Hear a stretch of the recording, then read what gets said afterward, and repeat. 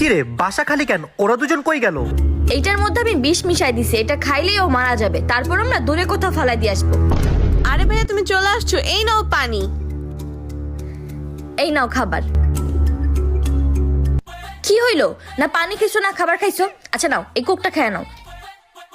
ঋতু, আমি তোকে স্কুটি কিনে দেই, এর জন্য কি তুই আমার সাথে রাগ? না ভাইয়া। তুমি কি আমাকে আর আগের মতো ভালোবাসো না? এই পাগল হয়ে গেছো নাকি? কিছু বাবুল তাবুল বলতেছো? তুমি নিশ্চয়ই উল্টাপাল্টা কিছু খেয়ে আসছো। আমি উল্টাপাল্টা কিছু খাই নাই। আমি খুব ভালো মতো জানি তোমরা এই দুজন মিলে খাবারের মধ্যে বিষ মিলাইছো। আমি সব শুনে ফেলছি। তোমরা এই দুজন আমাকে মারার জন্য এই খাবারে বিষ মিলাইছো।